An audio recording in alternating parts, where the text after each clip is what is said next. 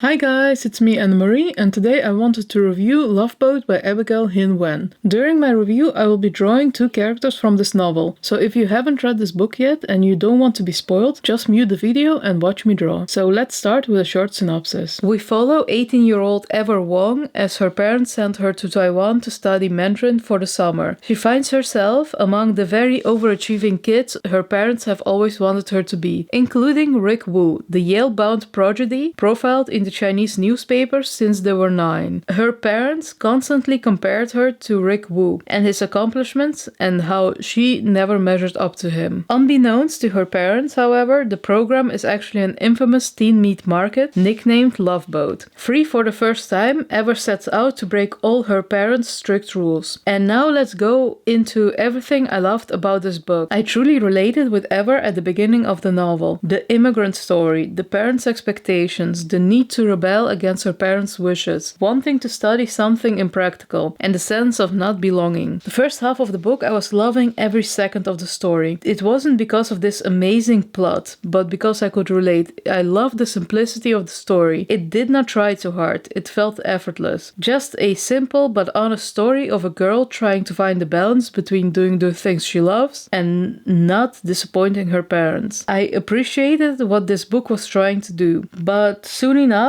these issues started to feel underdeveloped. Instead of actual depth and true character growth, we get a meaningless love triangle and slut-shaming. As soon as the love interest was introduced and we found out he had a girlfriend, I felt iffy about Ever hating on the girl she has never met before, just because she was the girlfriend. It reminded me of Anna and the French Kiss by Stephanie Perkins and Again But Better by Christine Riccio. I guess it's a common trope. A girl goes abroad for school, or in this case summer school, and meets an unavailable guy. And instead of backing off and looking elsewhere, the girl just manages to break up the relationship and live happily ever after. This is a trope I truly dislike, because instead of the girls fighting it out face to face, the girlfriend is always elsewhere. And so to make it feel justified for the main character to steal the guy in such a scummy way, we instead find out that there is something wrong with the current girlfriend. She's jealous or unavailable, or in this case suicidal. And then we have the guy who we are supposed to root for, but how can you root for a prick who doesn't have the guts to break up with his current girlfriend? Instead, he keeps his current girlfriend while he explores the possibility of being with the main character. And I know he acted like just barely a friend to Ever at first, but when they get together, they suddenly reminisce how he wanted to kiss her in basically the first 2 seconds of them meeting. It is scummy behavior by the love interest.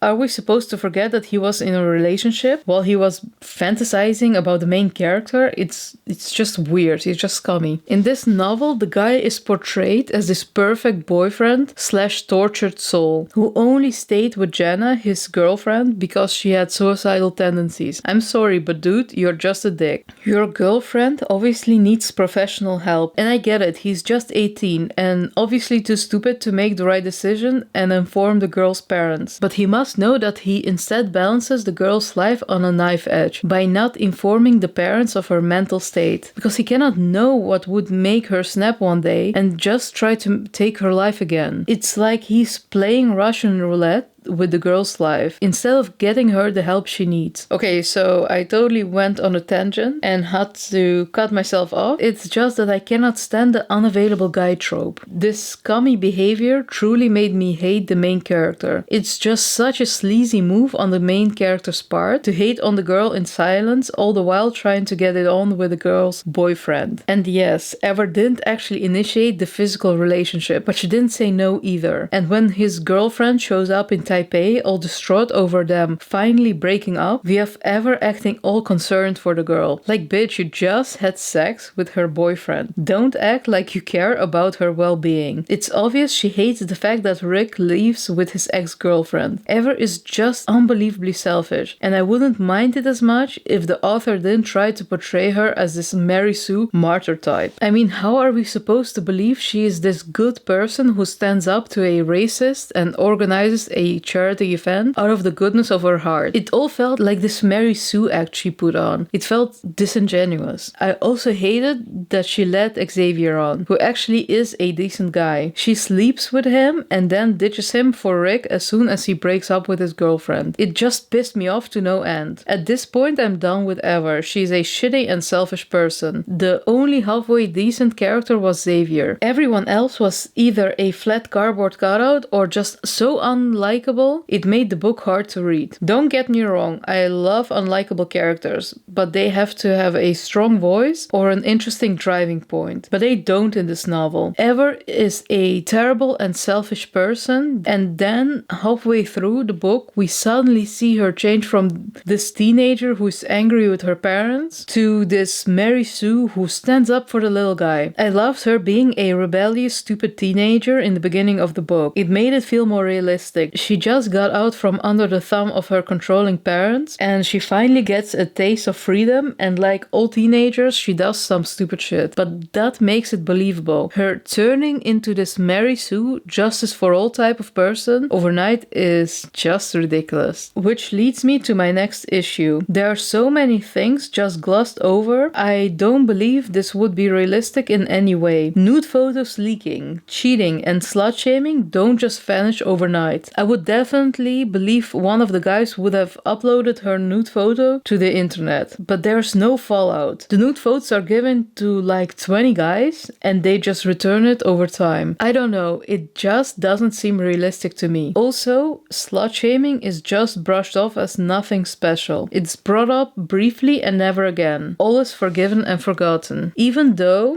I felt like there was a lot of potential in the way the story was set up, it also completely missed the mark on parents' expectations. I know from personal experience how hard it is to have to choose between something you love and not disappointing your parents. It's way more stressful and infuriating than this novel portrays. You don't just get over it in a day or two. Towards the middle of the book, the dialogue gets just downright weird and preachy. It feels like the author thinks we are too stupid to get a more subtle approach. An example of this is the racism scene, when a white guy asks for direction and no one is able to help him. He acts rude and makes some off-putting comments, and it could have been a strong scene if not for the need to vilify the guy. He's portrayed as an angry, aggressive white man who is rude to a nice Mary Sue of a character. And to make Ever shine like this amazing example of all that is good in the world, she springs to the defense of this Mary Sue character. I mean, why does it have to be a white guy? Why not some elderly, grumpy woman, for example? It would have made the scene more subtle. But instead we have to pile on and vilify the guy even more. Because later we find out that the guy was mispronouncing the name of the place he wanted to go to, which makes him not only an aggressive racist, but also a stupid racist. I feel it would have been a more powerful scene if we had the racist be someone else, like someone who you wouldn't assume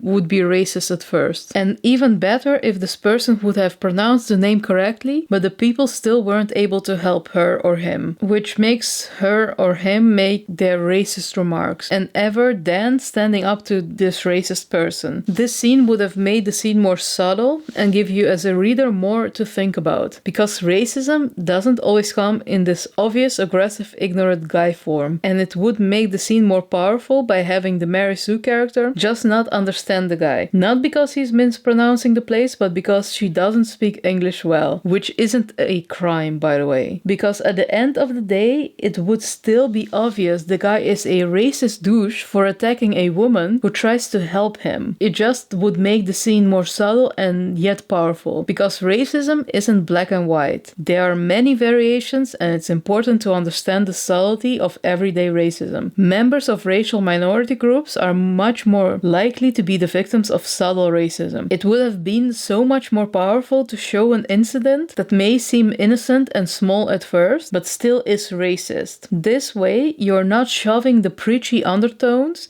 through your readers' throats, but you still show the negative impact these seemingly innocent incidents might have on a person. It would have made the scene much more powerful. Also, it would have made the scene more interesting if not for the Mary Sue type character being the one who gets berated by the racist guy. This poor wouldn't hurt a fly, rainbows and unicorns type of character is an obvious victim in the scene. We are supposed to feel bad for her for being verbally attacked by this ignorant white guy. Why not let the dragon be berated by this racist man? It would be interesting to see Ever standing up to a racist for a woman she doesn't particularly care for. This way it drives home the point I believe the author was trying to make. Racism is bad in any way, shape or form, and it should not be tolerated or ignored. And at last we come to the last thing in this book I was disappointed by. I hated the overly dramatic scene with her father in the streets of Taipei. To complete Ever's selfless Mary Sue transformation, she risks her own life by pushing her father out of the way of an oncoming vehicle. I'm sorry, but I wish this was not in the book. It was overly dramatic and unnecessary. And after this dramatic scene, her dad says something about her always wanting to dance and just lets her perform in the talent show. I'm sorry, but did he hit his head so hard he forgot she took nude photos, which got leaked? He had nothing to say about that. It's all forgiven and forgotten in the span of a few weeks, without them even having to talk about it? I don't know, it's just all brushed off too easily. This book could have dealt with the scenes it wanted to portray in a more thought out manner. All in all, I'm very disappointed. This novel could have been a favorite of mine, but I just did not like the way some of the issues were glossed over. I gave the book 2.5 stars. It's just very unfortunate there was never any depth to the story. Okay guys, as you can see I'm almost done drawing. I will show you the artwork in just a second. I love the clubbing scene at the beginning of this book and I believe I portrayed it well enough. I hope you guys enjoyed this type of video. What were your thoughts on Loveboat Taipei by Abigail Hing Wen? Let me know in the comments below. You see this video right here? YouTube specifically thinks that you'll enjoy it, so click it to find out. And this here is a subscribe button, so consider subscribing to help support my channel. Alright, until next time, bye!